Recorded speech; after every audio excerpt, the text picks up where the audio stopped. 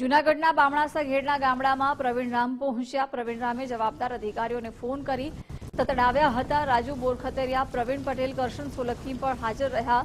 પ્રવીણ રામે ઘેડ પંથકની સમસ્યાનું કાયમી નિરાકરણ લાવવાની માંગ કરી છે। સર્વેના નાટકો બંધ કરી તાત્કાલિક સહાય આપવામાં આવે તેવું પ્રવીણ રામે જણાવ્યું છે।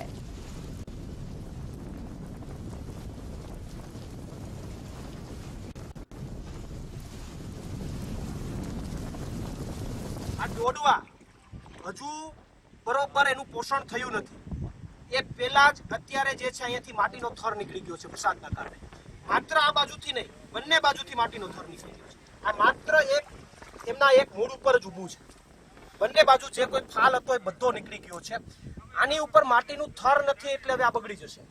આનું પોષણ નહીં થાય, આ બગડી જશે। એટલે આ 100% પાક ફેલ છે।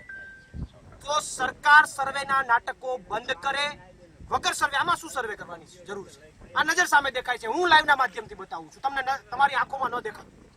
આમાં કોઈ સર્વેની જરૂર નથી।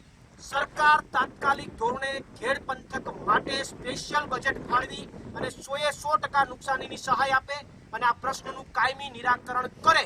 અન્યથા આવનારા દિવસોમાં ઘેડના લોકો તમારું કાયમી નિરાકરણ કરી દેશે, એટલું યાદ રાખજો।